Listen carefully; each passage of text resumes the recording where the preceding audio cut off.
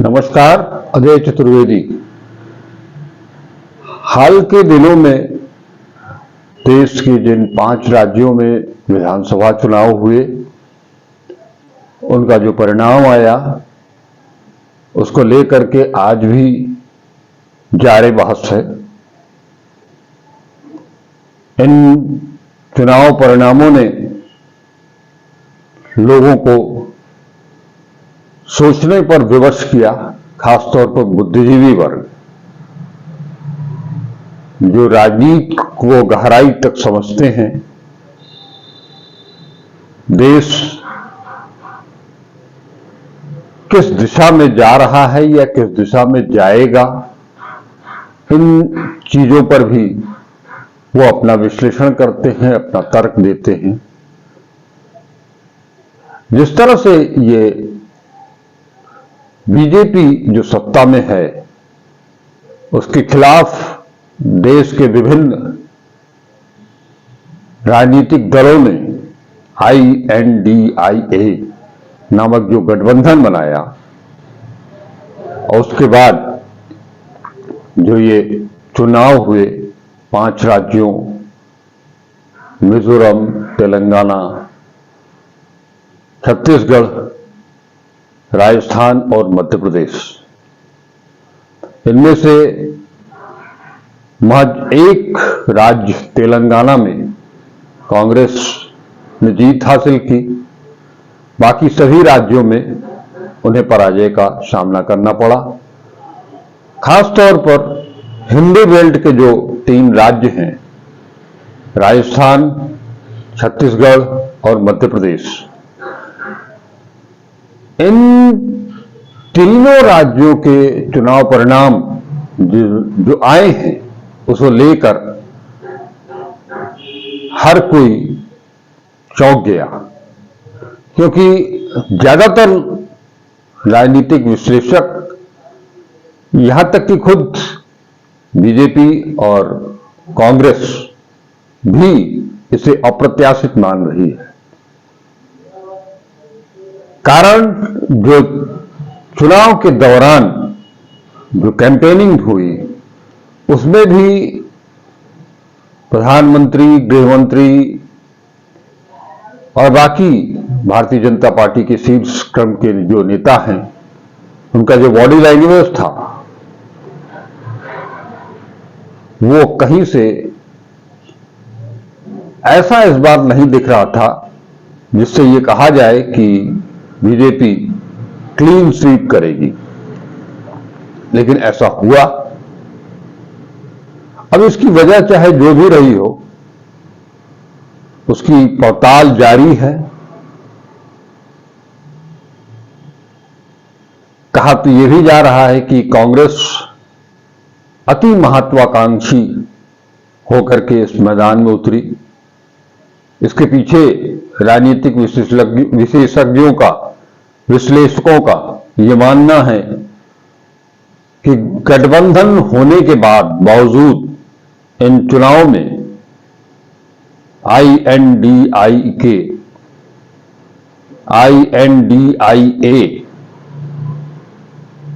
के जो घटक दल हैं,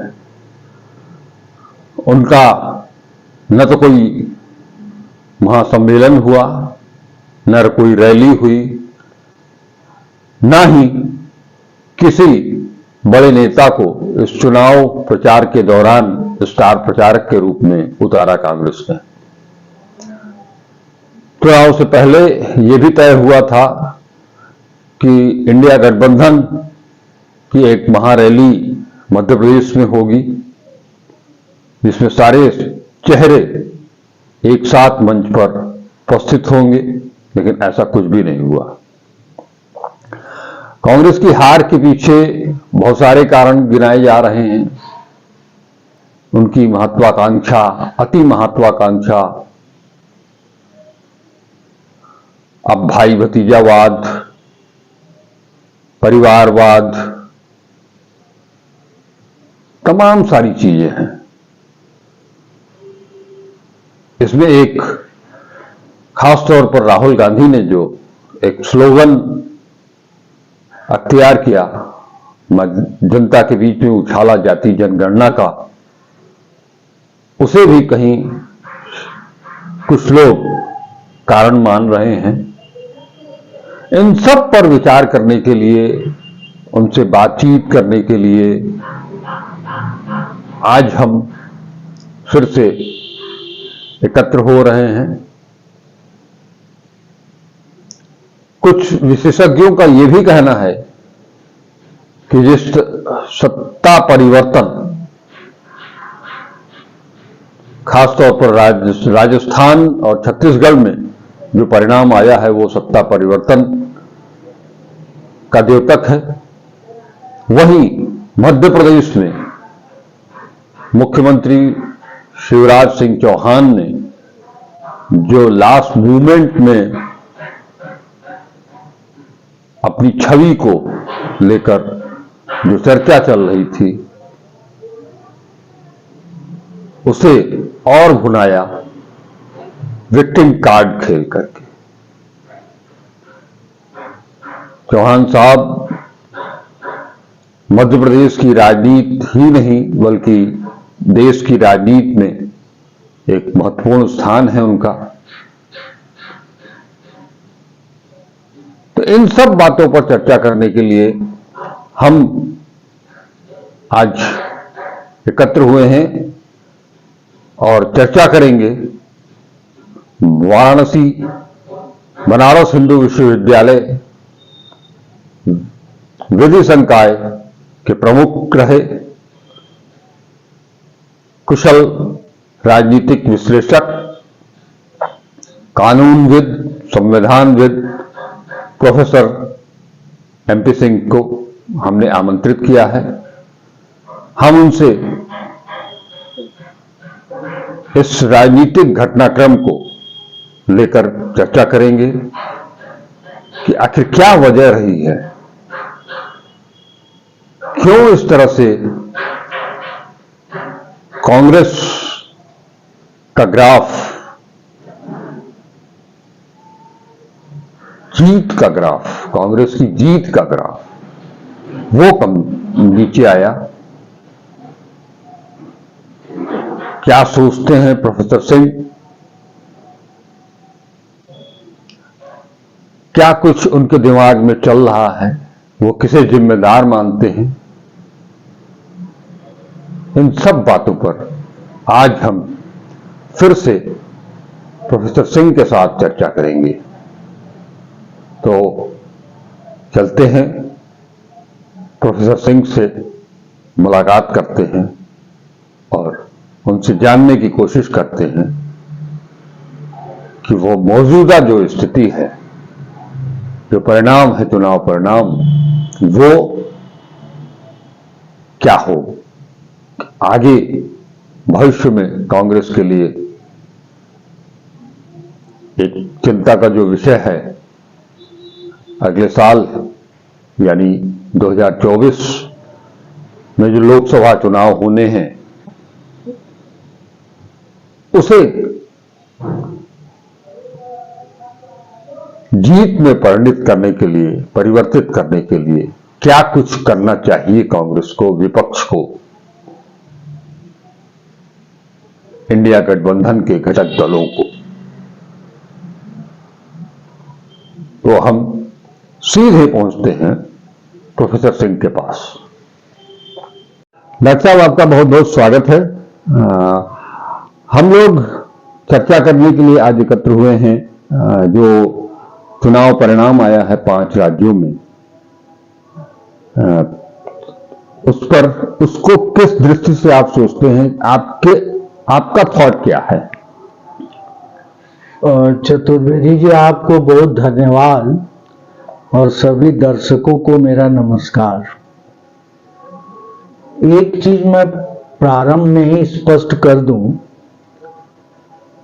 कि मेरे पास राजनीतिक चेतना है, लेकिन मैं किसी राजनीतिक दल का औपचारिक सदस्य नहीं हूं। जी जी जी जी। मैं इस चर्चा को, या जो चुनाव अभी जो 3 तारीख को परिणाम आए, उसको मैं 2 दृष्टि से देखना चाहता हूं। आपको और सभी दर्शकों को, जागरूक नागरिकों को पता है कि बाबा साहब भीमराव अंबेडकर ने संविधान को 26 नवंबर 1949 को अंतिम रूप में प्रस्तुत किया। 25 नवंबर को बाबा साहब का जो अंतिम स्पीच थी, भाषण था, उसमें उन्होंने एक प्रसिद्ध ब्रिटिश दार्शनिक जॉन स्टुअर्ट मिल को कोट करते हुए कुछ गंभीर बातों की तरफ इशारा किया था, क्योंकि वो भारत में प्रचलित जाति व्यवस्था, पंथों का आपस में झगड़ा, इन सब परेशानियों को ठीक से जानते थे। सांप्रदायिकता, क्योंकि देश का विभाजन हुआ था, चरम स्थिति में थी। तो जॉन स्टुअर्ट मिल का ये कहना था कि अगर किसी भी राष्ट्र या समाज में लोग अपनी सारी स्वतंत्रताओं को एक व्यक्ति के चरणों में रख देंगे तो वहां पे सारी प्रजातांत्रिक संस्थाएं खत्म हो जाएंगी। ठीक बात। मैं ये बात जॉन स्टुअर्ट मिल की आपको इसलिए कह रहा हूं, जी जी, मेरी जो परेशानी है एक अध्यापक के रूप में, कि केवल ये भारत की बात नहीं है। अभी इटली की प्राइम मिनिस्टर को आप देखिए, अभी नीदरलैंड में जो चुनाव हुआ, अभी अर्जेंटीना में एक एनार्को कैपिटलिस्ट आ गया शासन में, मिले ही नाम है उसका। पोलैंड की स्थिति आप देख रहे हैं। अभी आज मैं न्यूज में देख रहा था कि डोनाल्ड ट्रंप की रेटिंग बाइडेन से बहुत हाई है अमेरिका में। तो ये वैश्विक पैमाने पर एक धुर दक्षिणपंथी तानाशाही के प्रति एक प्रेम बढ़ रहा है। शायद उसमें पूंजीवाद की विफलता जो मार्क्स ने कहा था वह भी एक बड़ा कारण हो, जिसको उन्होंने क्राइसिस ऑफ कैपिटलिज्म कहा था। तो बाबा साहब अंबेडकर ने कहा कि आजकल चतुर्वेदी जी आप एक नाम सुनते होंगे, भक्त। भक्त जी, उसमें कुछ अंधभक्त हैं, कुछ भक्त हैं। जी जी। तो बाबा साहब का यह कहना था कि धर्म में भक्ति मोक्ष के लिए की जाती है, लेकिन राजनीति में भक्ति तानाशाही को जन्म देती है। ठीक बात है। और आज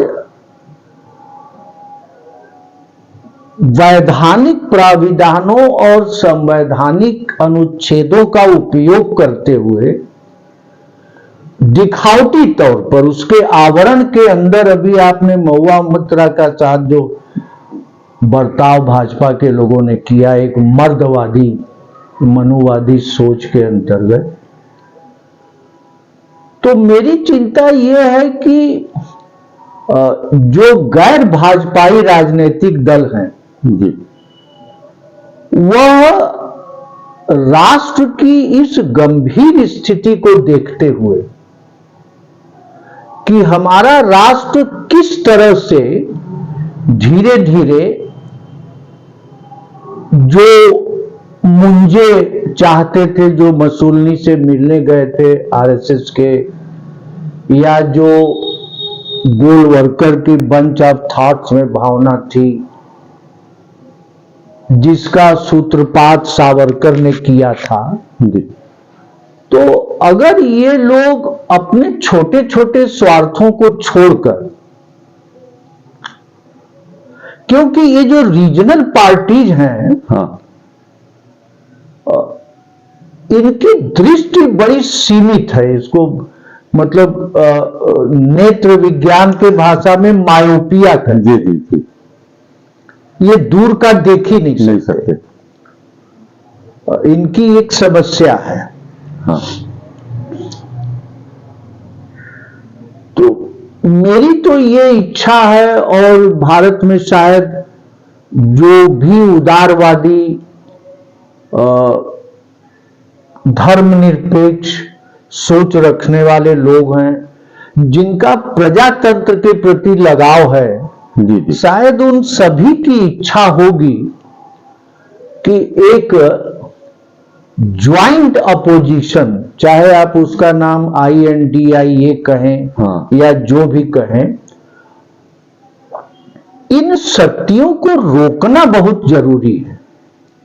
वरना स्वतंत्रता आंदोलन के दौरान जो संकल्पनाएं गांधी से लेकर बाद में नेहरू ने, अन्य लोगों ने, मौलाना आजाद ने, सब लोगों ने किया, शायद वो विनष्ट हो जाएगा और देश एक धर्मवादी सांप्रदायिकता उन्मुख तानाशाही की तरफ चला जाएगा, और फिर ये लोग पछताते रहेंगे, इनके हाथ और शायद इनको पछताने का भी मौका नहीं मिलेगा। इसलिए कि हमें लगता है कि ये अब ज्यादातर लोग सम्मेलन अपना जेलों में ही करेंगे। जो ED, CBI, IT की स्थिति मोदी साहब ने कर दिया है, और अंबेडकर साहब और जॉन स्टुअर्ट मिल की चर्चा हमने इसलिए किया कि जो जॉन स्टुअर्ट मिल का कहना था कि संस्थाओं का क्षरण हो जाएगा, आप देखिए न्यायालय,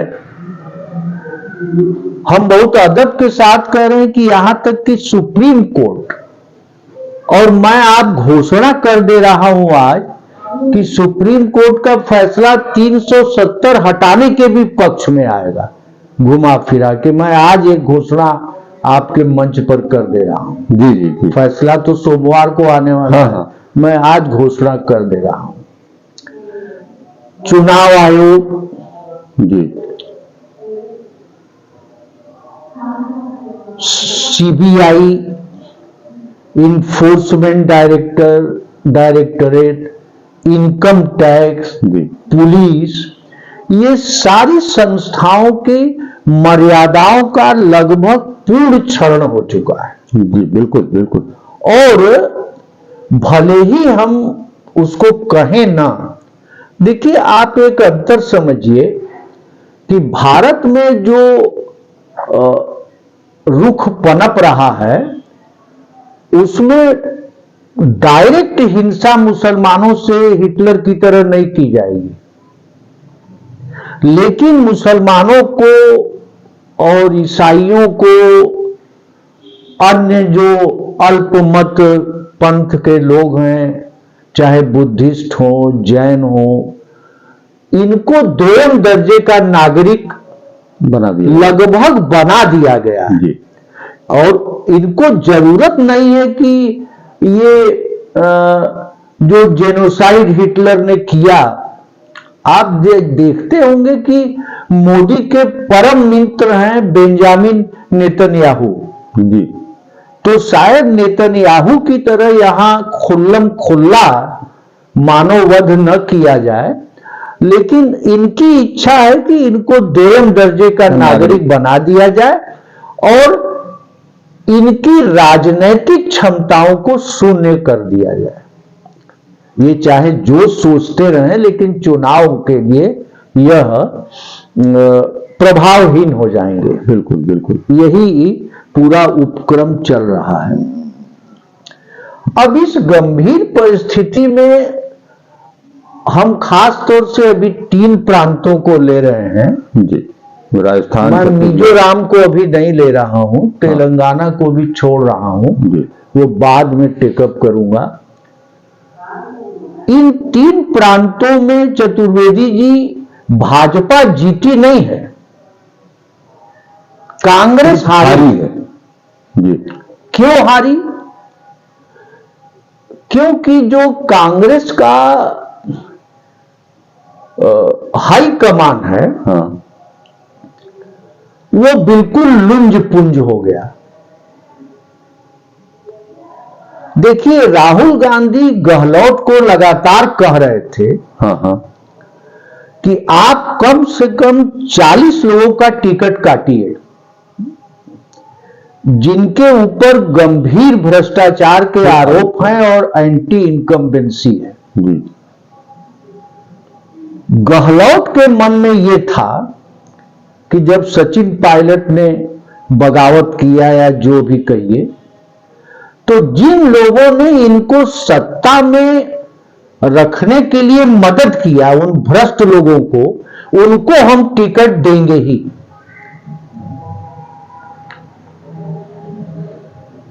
और एक प्रकार से गहलोत खुद हाई कमान बन गए। वो हाई कमान की किसी बात को मानने को तैयार ही नहीं थे। इसका मतलब क्या है? इसका मतलब यह है कि गहलोत के मन में कोई राष्ट्रीय लक्ष्य नहीं है। उन्होंने एक बयान भी दिया कि मैं कुर्सी छोड़ सकता हूं, लेकिन कुर्सी हमें नहीं छोड़ रही है। एक इनकी हालत ये थी, ये कुछ कल्याणकारी योजनाओं को लेकर सोचते थे कि हम चुनाव जीत जाएंगे। मैं आपकी बात से सहमत हूं कि भाजपा और आरएसएस की तरह कैडर और संगठन कांग्रेस के पास नहीं, लेकिन फिर भी राजस्थान में जीता जा सकता था अगर उन 40 भ्रष्ट नेताओं का टिकट काट दिया जाता। इसीलिए आपने गौर किया होगा कि इन 3 प्रांतों की कैनवेसिंग में राहुल गांधी लगभग नहीं गए। हाँ, वो लगातार तेलंगाना पर उनका ध्यान जा रहा। आप मध्य प्रदेश की स्थिति देखिए, कमलनाथ क्या है? वो जन नेता कभी नहीं रहा। वो कलकत्ता में एक पंजाबी खत्री परिवार का व्यापारी था, वहां से वो छिंदवाड़ा आ गया। जी, जी, उसके पास वो अरबपति आदमी है। हाँ, और आपको सुनकर दुख और आश्चर्य होगा कि उसका जो अपना निजी हेलीकॉप्टर है, उसको उसने राजस्थान और छत्तीसगढ़ में किराए पर कांग्रेस को ही दिया। और वो हेलीकॉप्टर उसने राहुल गांधी और अन्य लोगों को नहीं दिया चुनाव प्रचार के लिए मध्य प्रदेश में। दूसरी बात है कि दिग्विजय चाहते थे कि हमारे लोग आ जाएं, हाँ, सीट पा जाएं, टिकट पा जाएं। जी, जी, कमलनाथ अड़े थे कि नहीं, सारे हमारे आदमी रहेंगे। और कमलनाथ का जनता से कोई संपर्क ही नहीं था। अगर दिग्विजय कमलनाथ स्वार्थी न होते तो ज्योतिरादित्य सिंधिया को राहुल गांधी और उनके परिवार से जो उनका खानदानी रिश्ता था, वो लोग समझा लेते। तो 18 में भी सरकार गंवाया कमलनाथ ने, हाँ, और दिग्विजय ने अपने स्वार्थ में कि हमको राज्यसभा का टिकट दिग्विजय का अड़े थे कि हमको जरूर मिल जाए और सिंधिया को न मिले। ठीक बात। ये कहानी है। जी, जी, तो कमलनाथ का जनता से कोई सीधा ताल्लुक था ही नहीं। और पहला पर्यवेक्षक जो भेजा गया मध्य प्रदेश में, जी, जी, मुकुल वासनिक को, जी, उनको कमलनाथ ने भगा दिया। उन्होंने हाई कमान को लिखा कि ये हमारी एक भी बात मान नहीं रहे हैं और हम यहां पर बेइज्जत हो रहे हैं इनके द्वारा। वो चले गए। फिर दूसरे पर्यवेक्षक जेपी अग्रवाल को भेजा गया जो दिल्ली वाले हैं, उनको भी कमलनाथ ने भगा दिया। जी। और तीसरा पर्यवेक्षक जो गया, ये जो रणदीप सिंह सुरजेवाला है, ये तो एमएलए का भी चुनाव नहीं जीत सकता था, जमानत जब्त हो गई हरियाणा में। ये तो केवल चाटुकार है गांधी परिवार का, ये भी कोई नेता उता नहीं है। यहां मैं थोड़ा सा इंटरप्ट करूंगा आपको। जिन नामों की चर्चा अभी हम लोगों ने बातचीत में की है, वो चाहे अशोक गहलोत हो, कमलनाथ हो, दिग्विजय सिंह हो, जहां तक मैं सोचता हूं कि अध्यक्ष भी रहे कांग्रेस के राहुल गांधी, उसके पहले उनकी माताजी भी रही, लेकिन पूरे देश में ये जो नाम दिखाई दे रहे हैं कांग्रेस की तरफ से छत्रप के तौर पर, इनमें से एक भी आदमी टीम राहुल का सदस्य नहीं है। नहीं, और एक मिनट सर, ये सारी टीम संजय गांधी की टीम है। संजय गांधी की टीम के बाद से न राजीव गांधी कोई अपनी टीम बना सके, और राहुल गांधी तो उसमें पूरी तरह से फेल हो रहे हैं। तो इनके पास अपना कोई मैन पावर ही नहीं है, अपनी कोई टीम ही नहीं है, तो बट नेचुरल है कि ये जो लोग हैं उनके सामने ऐसा है चतुर्वेदी जी कि राजनीति में टीम तभी बन सकती है जबकि आपका लक्ष्य एक हो। हाँ। कि टीम क्यों बनाई जाती है कि हमको ऑस्ट्रेलिया को हराना है। हाँ। तब न टीम का निर्माण हुआ कि स्पिनर कितने चाहिए, पेस बॉलर कितने हाँ। चाहिए, बैट्समैन का बैटिंग ऑर्डर क्या होगा, एक लक्ष्य था ना। बिल्कुल बिल्कुल बिल्कुल। इन लोगों का और राहुल गांधी के लक्ष्य बिल्कुल अलग है। राहुल गांधी भारत जोड़ो यात्रा के बाद एक राष्ट्रीय दृष्टि के साथ चल रहे हैं। हाँ। और ये जो लोग हैं कांग्रेस में, राहुल गांधी की सबसे बड़ी गलती क्या है जी, कि खड़गे जी के साथ बैठकर वर्किंग कमेटी की मीटिंग बुलाकर तत्काल 3 को चुनाव हुआ, 4 को कमलनाथ, अशोक गहलोत और भूपेश बघेल को मान लीजिए एक चांस और दिया जा सकता है। इन दोनों आदमी को तुरंत हटा देना चाहिए था। और एक जैसे तेलंगाना में इन लोगों ने किया, हाँ। रेवंत रेड्डी जी जी, एक जोश भरे नौजवान आदमी को जो एकदम शेर की तरह दहाड़ के लड़ सके, जी जी जी, उस तरह की नेतृत्व को देना पड़ेगा। बिल्कुल। अगर नहीं देंगे,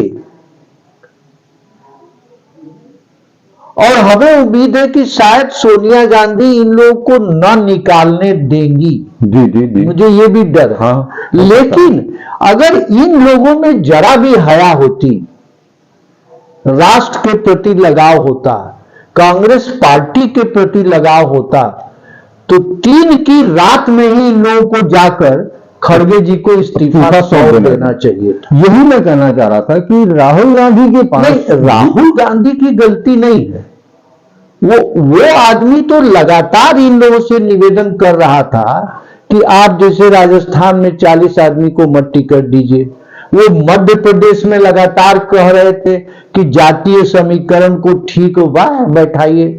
अब वो जो कोनू गोलू है,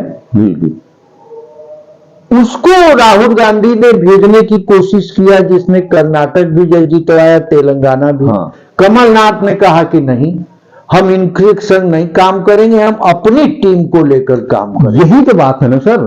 कोनू गोलू को गहलोत ने भी नहीं जाने दिया। एक अरोड़ा व्यापारी को लेकर हाँ। वो अपना प्रचार अकेले करते रहे।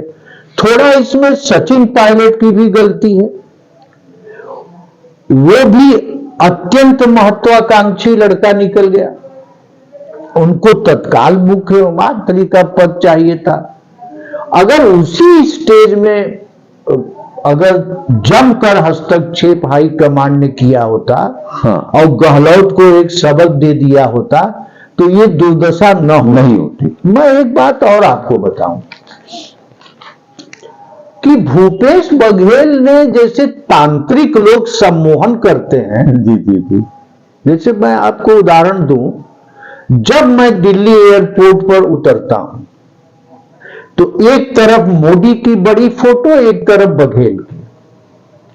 सारे बड़े बड़े अखबारों में बघेल ने ऐड देना शुरू किया। हाँ। आप विश्वास नहीं करेंगे कि छत्तीसगढ़ में इवन भाजपा के लोग भी ये मानने को तैयार नहीं थे कि बघेल हार जाएंगे। हाँ। बघेल ने आदिवासियों से बिल्कुल संपर्क नहीं किया। आप जानते होंगे टीएस सिंहदेव इनके बीच में संघर्ष के कारण सरगुजा आदिवासियों की एरिया है, सभी सीट कांग्रेस हार गई और टीएस सिंहदेव बाबा भी हार गए। भूपेश बघेल एक प्रचार तंत्र के मायाजाल में ये महसूस कर रहे थे कि हम चुनाव जीत रहे हैं, और जबकि इनका जमीनी हकीकत से कोई लेना देना नहीं था। इन्होंने भी केंद्रीय पर्यवेक्षकों की बात नहीं मानी और राहुल गांधी की बात को नहीं माना। मैं आपसे थोड़ा मजाकिया तौर पे कह रहा हूं कि इनके प्रचार को देखकर, और चूंकि ये बैकवर्ड है, हमें लगता था कि इनके अंदर इच्छा जग गई थी कि मैं प्रधानमंत्री हो जाऊंगा अगर कांग्रेस का कभी समय आया।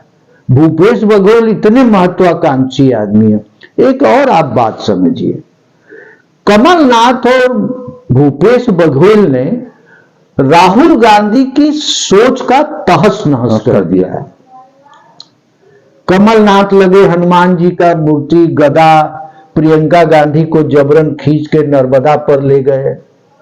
भूपेश बघेल लगे कौशल्या मां की का मंदिर और राम वन पथ गमन, ये सब शुरू किया। तो इन लोगों ने राहुल की सेकुलर परिकल्पना का भी उसको ध्वस्त कर दिया। तो कांग्रेस वहां से भी हट गई। जनता से कमलनाथ का कोई कम था ही नहीं। भ्रष्ट एमएलए को गहलोत और कमलनाथ हटाने को तैयार नहीं थे। भूपेश बघेल अपने प्रचार तंत्र के आवरण के अंदर एक सुखद जीवन जी रहे थे कि मुझे तो कोई हरा ही नहीं सकता, जबकि उनको ग्राउंड रियलिटी पता नहीं थी। एक मैं आपको और बात बता दूं, जैसे क्रिश्चियंस के संग अन्याय किया लोगों ने छत्तीसगढ़ में, हिंदूवादी ताकतों ने, चाहे कन्वर्जन के सवाल पे मारा पीटा, जो भी किया, भूपेश बघेल ने क्रिश्चियन के पक्ष में एक लाइन का भी न ट्वीट किया न बयान दिया। ये दिखाना चाहते थे कि मैं कम हिंदू नहीं हूं। मैं कौशल्या जी का मंदिर बनवा रहा हूं, राम वन पथ गमन बनवा रहा हूं, मैं क्रिश्चियंस को पिटने दे रहा हूं, और मैं आदिवासी नेता जैसे टीएस सिंहदेव ऐसे को कुछ समझता नहीं। जबकि 2.5 साल की बात हुई थी दिल्ली में, लेकिन भूपेश बघेल उससे हट गए। तो जब मैं इन सारी चीजों का एनालिसिस करता हूं, मैंने अपनी पिछली वार्ता में आपसे एक शब्द का उल्लेख किया था जो कि बड़ा उचित नहीं है, गोबर पट्टी या काऊ बेल्ट या हिंदी पट्टी, जो नामवर सिंह और ये लोग कहते थे। अब उसमें एक इसी क्रम में एक नाम जोड़ा गया है, गोमूत्र राज्य। नहीं, वो तो एक एमपी ने कह दिया था, तमिल एमपी ने, फिर उसने माफी भी मांग लिया। तेलंगाना आर्थिक रूप से और सॉफ्टवेयर के वजह से, खासतौर से जो हैदराबाद ग्रो किया है, वहां पर औरंगजेब की तरह किसी मुस्लिम राजा का कोई प्रकोप नहीं था।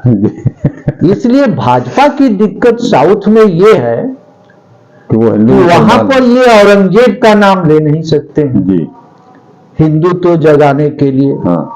और उनकी वैज्ञानिक सोच है, वो लोग विकसित हैं, ज्यादा पढ़े लिखे हैं, और वहां भी जो चंद्रशेखर राव थे, हाँ, सेकेंड टर्म में, चूंकि मेरी बेटी हैदराबाद में है, मेरी बहन भी थी, मैं अक्सर जाता हूं, जितने बड़े बड़े मॉल हैं, हाँ, हमारा दामाद एक दिन हम लोग को डिनर कराने एक 7 स्टार होटल में ले गया। पता चला कि साहब ये केसीआर के बेटे का है, कोई उनके दामाद का है, कोई कविता का है, कोई उनके भांजे का है। तो केसीआर ने वहां जैसे कि रायतू बंधु स्कीम से लेके गरीबों के लिए, किसानों के लिए बहुत काम किया जी, लेकिन दूसरे टर्म में जब सारी पूंजी का केंद्रीकरण वो अपने परिवार और रिश्तेदारों में करने लगा, तो वहां की जनता ने ये तय कर लिया कि इन्हें बदल देना चाहिए। अच्छा, वहां भी एमएलए ग्राउंड लेवल पर बहुत करप्ट हो गए थे। केसीआर अपने फार्म हाउस में ही रहता था, वो किसी से मिलता जुलता नहीं था। एमएलए को उसने गहलोत की तरह खुल्लम खुल्ला छूट दे दिया था खाने पीने का और भ्रष्टाचार का। तो उससे जो जमीन के लोग थे वो बहुत परेशान थे। योजना चलती थी। एक बार मैं यंग एज में लेक्चरर था, तो मैं कभी चौरा में मेरा निवास था, तो मैं रात में लेट हो गया था, कॉलेज से जा रहा था, तो बेनिया बाग में एक कवि सम्मेलन हो रहा था। वैसे वो कम्युनिस्ट पार्टी का सम्मेलन था, लेकिन उसमें एक कवि सम्मेलन था। तो एक यहाँ कवि होते थे, शायद आप नाम सुने होंगे, बेधड़क बनारसी। जी जी जी। तो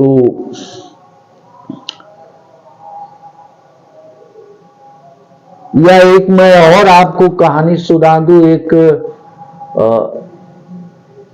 शिक्षा अधिकारी एक स्कूल में गया, तो दर्जा 3 में गया, बेसिक शिक्षा अधिकारी। तो उसने लड़कों से पूछा कि भाई तुम लोग लोकतंत्र को परिभाषित करो। तो अब वो बच्चे डाइसी का, ब्राउनिंग का, अब्राहम लिंकन की परिभाषा तो जानते नहीं थे। तो उसने कहा अच्छा हम ही बता देते हैं। लड़कों ने कहा सर आप ही बताइए। तो उसने कहा देखो, लोकतंत्र माने कि कोई योजना दिल्ली से चले, उसे बीच में ही रोक लो। तो सेकेंड टर्म में केसीआर और अशोक गहलोत, इन लोगों ने इस परिभाषा का लोकतंत्र चला दिया, एमएलए को पूरी छूट दे दिया। लेकिन ये जो लोकतंत्र जैसा आपने बताया, वो भाजपा शासित प्रदेशों में भी है। ऐसा तो नहीं है कि वहां परिभाषा लोकतंत्र की बदल गई है, लोकने वाली। नहीं, वो बात ठीक है, लेकिन वहां पर अमित शाह का जो आदेश आएगा, हाँ, उसको कोई काट नहीं सकता। लेकिन कांग्रेस में राहुल गांधी कहते रह गए कि 40 से मेरे का टिकट काटो जी, लेकिन गहलोत अड़ गए कि नहीं काटेंगे। कमलनाथ अड़ गए कि हम आप कमलनाथ और गहलोत ने यहां तक कह दिया राहुल गांधी से, मैं आपको विश्वस्त सूत्रों से बता रहा हूं कि आप यहां चुनाव में कम आइए, आपके आने से हम हार सकते हैं। जानते क्यों? जातिगत जनगणना की बात को लेकर जी, इन्होंने कहा कि आप मत आइए। आपने जातिगत जनगणना का सवाल उठाया, उसमें जो क्षेत्रीय पार्टियां हैं, जो सामाजिक न्याय की पार्टियां अपने को कहती हैं, जी, शायद सामाजिक न्याय का इन लोगों को परिभाषा भी नहीं पता हो कि सोशल जस्टिस होता क्या है, लेकिन कहती हैं। हाँ, तो कायदे से ये कुछ जातियों का एक कांग्लोमरेट या गुट है। हाँ, हाँ, ठीक है। हाँ, हाँ। जैसे बिहार में यादव मुस्लिम हो गए, यहाँ उत्तर प्रदेश में यहाँ भी तो यादव मुस्लिम है, यहाँ भी यादव मुस्लिम है। अखिलेश ने कुछ बुद्धिमानी से छोटी छोटी जातियों के नेताओं को भी मिलाया पिछले 22 के चुनाव में, लेकिन उसमें से लोग बिखरने भी सफल लगे। नहीं। अब जातीय जनगणना के सवाल को चूंकि राहुल गांधी हर मीटिंग में कह रहे हैं, यहां तक कि तेलंगाना में भी, हाँ मिजोरम में भी, जी, अब इन लोगों को यह भय हो गया है कि हमारी रोजी रोटी तो इसी पर चल रही थी। अगर ये मुद्दा कहीं कांग्रेस ने रोक लिया। अच्छा, एक चीज मैं आपको और बता दूं कि भारत जोड़ो यात्रा के बाद मुसलमान हाँ का रुख अब कांग्रेस के प्रति बदल रहा है। इसका सीधा सबूत तेलंगाना का चुनाव है। हाँ, उसके पहले जो हैदराबाद पुराने शहर में, हाँ हाँ जहां पर ओवैसी के एमएलए लड़ रहे थे, जी जी, उसको छोड़कर हैदराबाद के बाहरी इलाकों में सारे मुसलमानों ने, कांग्रेस इवन ओवैसी के भी वोटर्स जो हैं, मतलब उनके कैंडिडेट्स को वोट नहीं दिया, कांग्रेस को हाँ। दे दिया। तो अब जैसे अखिलेश यादव को लीजिए, अब अखिलेश यादव क्यों कांग्रेस को हड़का रहे हैं कि आप हमें मैक्सिमम सीट दे दीजिए, एक आध दो ठो जैसे भिक्षा दान दिया जाता जी, है, जी। आप ले लीजिए। उसी तरह से बिहार में नीतीश कुमार करेंगे। लेकिन मेरी ऐसी इच्छा है कि जैसे किसी बड़े यज्ञ में आहुति दी जाती है, हाँ जैसे गोविंद सिंह ने अपने 5 बेटों का सर कलम कर दिया, तो कांग्रेस को इस 24 के चुनाव में ये जो हिंदी पट्टी, हाँ ये जो तथाकथित सामाजिक न्याय की पार्टियां हैं, इनके सारे धृष्टताओं को सहते हुए भी त्याग करके गोलबंदी करनी चाहिए। क्यों करनी चाहिए? कि भले ही कांग्रेस अभी 24 में पावर में ना आवे, लेकिन इस भस्मासुर से देश को बचाइए, तानाशाही से बचाइए, संवैधानिक मर्यादाओं को बचाइए, संवैधानिक संस्थाओं को बचाइए और देश को धर्मनिरपेक्षता को बचाइए। और अंतिम मैं कह सकता हूं कि जो भारतीय राष्ट्रीय आंदोलन में राष्ट्र की परिकल्पना थी, सावरकर और गोलवरकर की नहीं, हिंदू राष्ट्र की, उसको बचाइए, चाहे जितना त्याग। और मेरा आपके इस चैनल के माध्यम से सुनने वालों से निवेदन है कि सभी लोग इसका प्रयास करें, सभी पार्टियां। और अगर आपके घर में एक विवाह पड़ गया या कुछ मुसीबत आ गई, तो छोटे बड़े का मत ध्यान दीजिए कि हम राष्ट्रीय पार्टी है, हमारा 12 करोड़ वोट है। आप राष्ट्र को बचाइए, संविधान को बचाइए, संस्थाओं को बचाइए, सभी को त्याग करना चाहिए। लेकिन ये तो थ्योरेटिकल मामला हुआ ना। नहीं, प्रैक्टिकल है ये। प्रैक्टिकल होगा कैसे? नहीं, प्रैक्टिकल जैसे मान लीजिए मध्य प्रदेश की जो बाप पार्टी थी, भारत आदिवासी पार्टी, हाँ। गहलोत तो अड़ गए कि हम समझौता नहीं करेंगे। इवन मार्क्सवादी पार्टी पर अड़ गए कि हम समझौता नहीं करेंगे, जबकि वो इंडिया अलायंस के पार्ट है मार्क्सिस्ट लोग। जी जी। तो आपको व्यवहारिक मैं बात कह रहा हूं कि गहलोत और कमलनाथ ऐसे आदमी को कूड़ेदान में फेंकिए और आप इसमें सीधा हस्तक्षेप कीजिए। आप सीधे अखिलेश यादव से बैठ के अकेले में बात कीजिए कि आपका लक्ष्य क्या है, देश को आप बचाना चाहते हैं कि नहीं। हम तैयार हैं खुले मन से। देखिए, मैं क्यों ये बात कह रहा हूं, जी जी।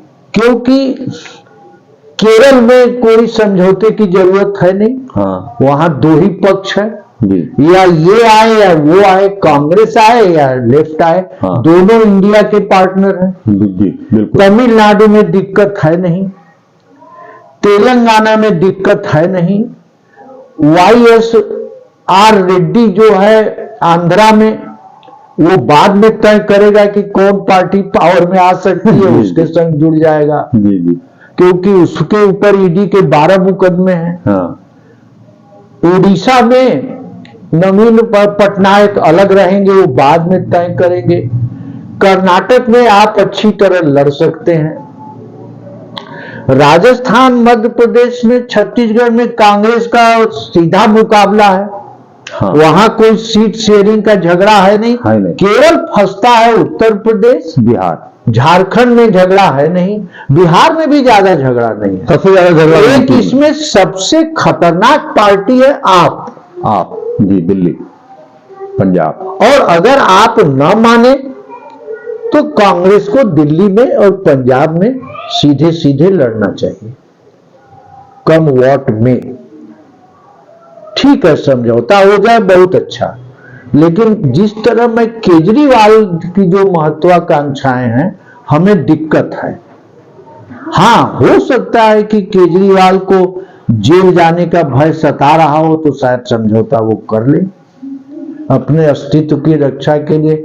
झारखंड में समस्या है नहीं, बंगाल में समस्या आएगी।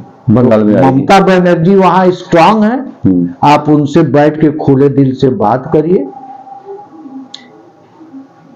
और देखिए, अगर बंगाल में सीपीएम और कांग्रेस से ममता का समझौता ना हो तो ये इंडिया गठबंधन के लिए फायदेमंद है, क्योंकि जो ममता से नाराज वोट है वो भाजपा में न जाके अगर इधर बढ़ जाए तो गठबंधन के लिए फायदेमंद है, भाजपा के लिए नुकसानदेह है।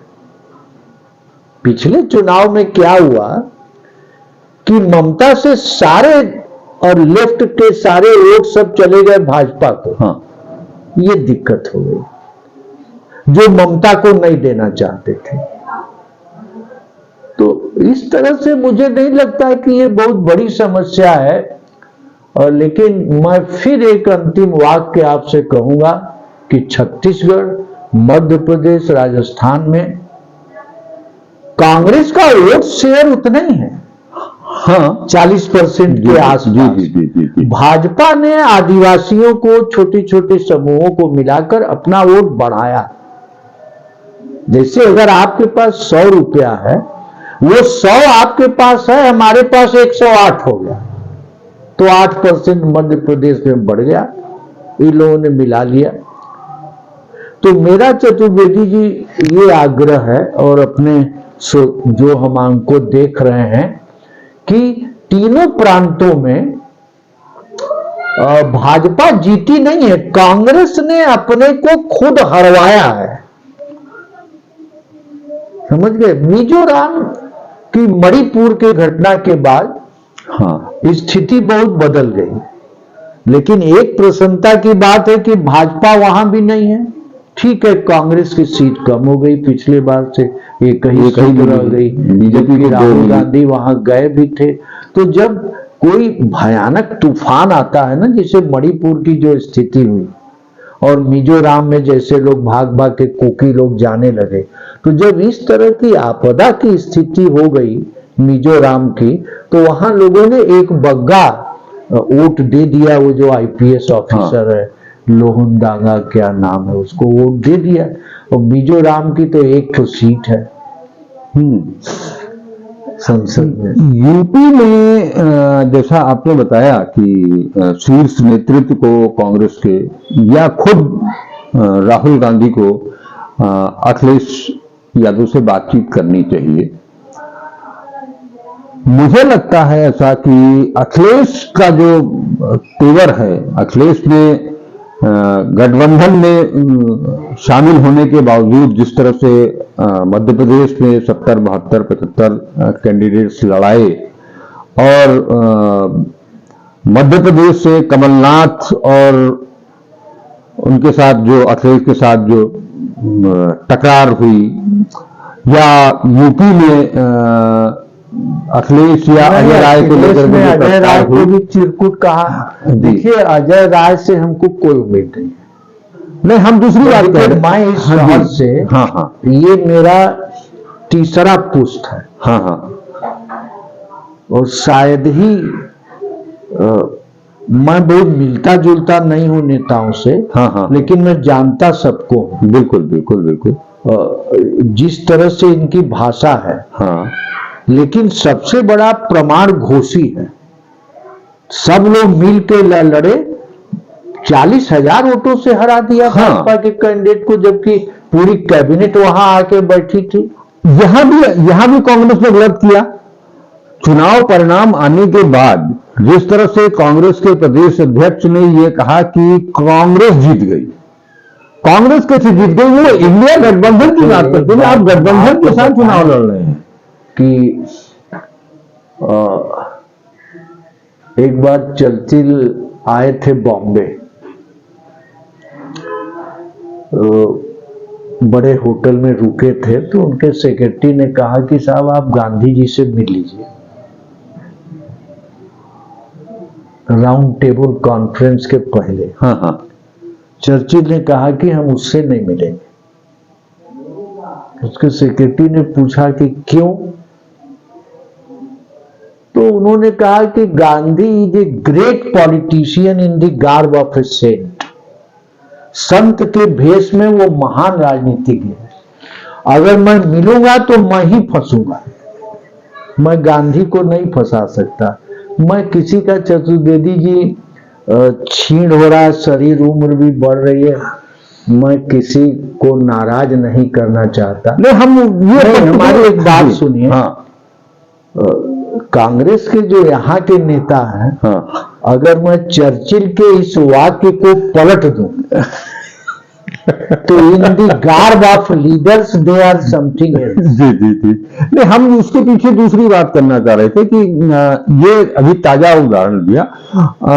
हम ये कहना चाह रहे थे कि यूपी में संभवतः जो 2007 का इलेक्शन हुआ था, जिसमें कि कांग्रेस और समाजवादी पार्टी के गठबंधन के साथ चुनाव लड़ा गया, और वो गठबंधन या वो जो दोस्ती दिखाई गई थी राहुल गांधी और अखिलेश के बीच में, वो कामयाब नहीं हो पाई। और उसके बाद संभवतः अखिलेश और उनके आसपास के लोग, जो किचन कैबिनेट के लोग हैं, उन लोगों ने उनको जो फीडबैक दिया कि कांग्रेस से मिल करके, हाथ मिला करके कांग्रेस का वो ट्रांसफर नहीं होता। ये उनका तर्क था। लेकिन एक चीज मैं आपको आगाह कर दूं आपके द्वारा जी, कि अगर आरएलडी, कुछ छोटी छोटी पार्टियां जिनका अखिलेश कोशिश कर रहे हैं, कांग्रेस, सब लोग मिलकर नहीं लड़े तो कांग्रेस तो देश में रहेगी, भले ही यूपी में न रहे, लेकिन अखिलेश समाप्त हो जाएंगे। क्यों? 5 ही सीट न है, उसमें से भी 2 ठो हार गए। रामपुर की हार गए, एक और हार गए। जी। तो इनको अपने बारे में बहुत भ्रम है। और मुसलमान जब जान जाएगा कि आप जीतने की स्थिति में नहीं हो, पलट जाएगा कांग्रेस की तरफ। आप इस बात को, अभी चतुर्वेदी जी आपको छोटी मुंह बड़ी बात लगेगी, सारे वोटर को मालूम है कि अखिलेश प्राइम मिनिस्टर तो नहीं बनेंगे। सबको पता है ना। अगर आप किसी से समझौता भी नहीं करेंगे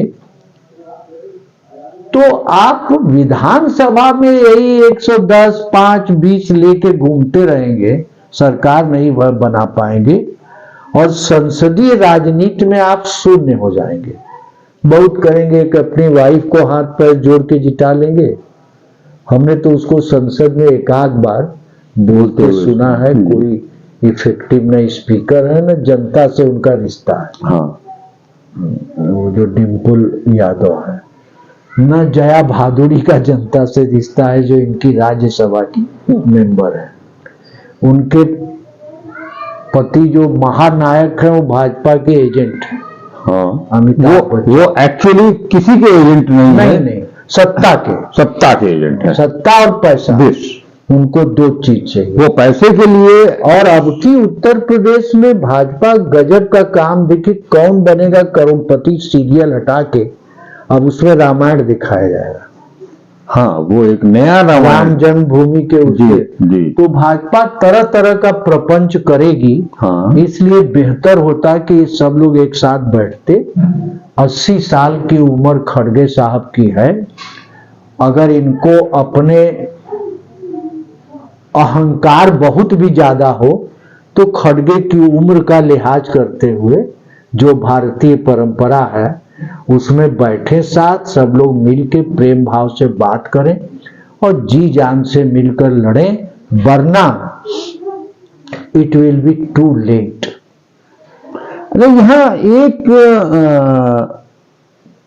जो विशेष सत्र संसद का बुला करके जो एक एजेंडा लाया गया, जिसका महिला विधेयक, जी, जिसका कोई मतलब फिलहाल नहीं है, 10 साल के बाद क्या होगा क्या नहीं होगा वो भविष्य के गर्भ में है, उसको भी बड़े कायदे से भुनाया है इस चुनाव में बीजेपी ने। नहीं देखिए, एक किताब में लाया था कनाडा में जब मैं था रिसर्च में, contradictions of operation.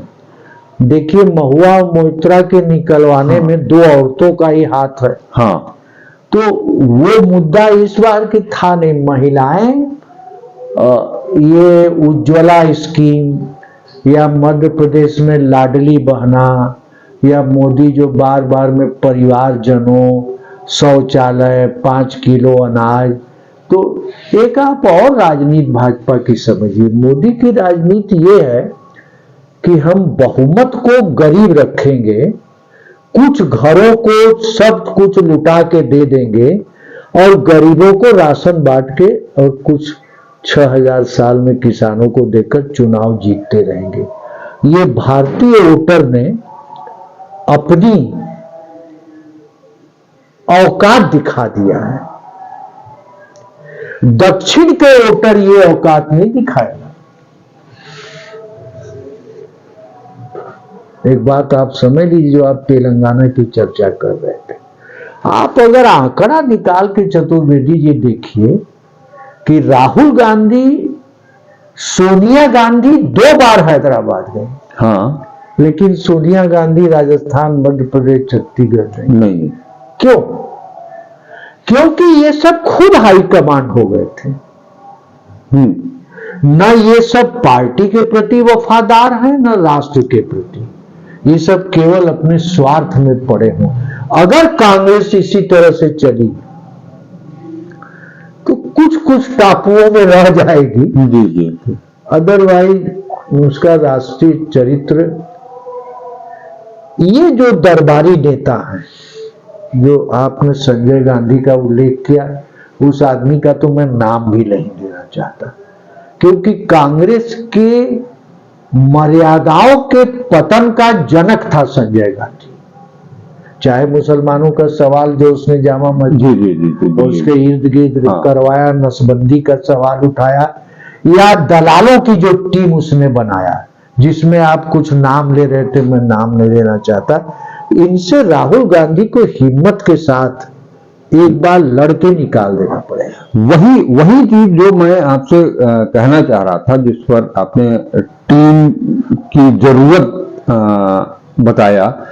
Rahul Gandhi निश्चित तौर पर उनके पास एक विजन है, एक लक्ष्य है। जिस परिवार से वो आ रहे हैं, वो जो हेरिडिटी में उनको मिला है, वो भी काफी कुछ।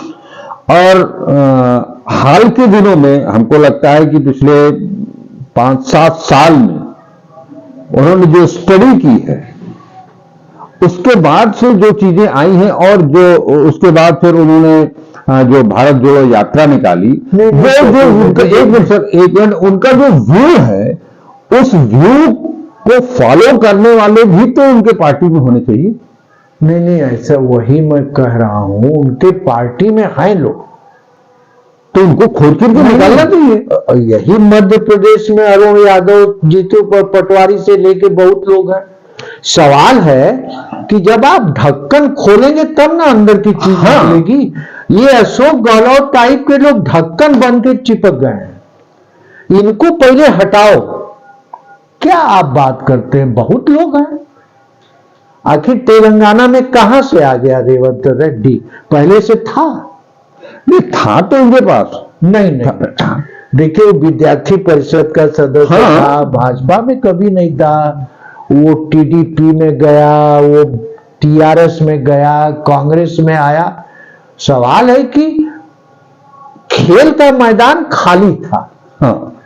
यहां पर तो खेल के मैदान के गेट कीपर है, सब बल्लम लेके खड़े हो गए हैं कि हम आपको आने ही नहीं देंगे जी। और अगर ये काम कांग्रेस नहीं करती है तो जब ईसा मसीह को फांसी दी जा रही थी तो उनका एक लाइन है, जी जी, मैं उसी से बंद करता हूं इस वार्ता को, कि father forgive them, they know not what they do. जी। ईश्वर इन्हें क्षमा करना क्योंकि इन्हें नहीं पता कि ये क्या कर रहे हैं। चलिए, बहुत बहुत गहलोत, कमलनाथ, बघेल ये क्या कर रहे हैं राष्ट्र के साथ, कांग्रेस पार्टी के साथ?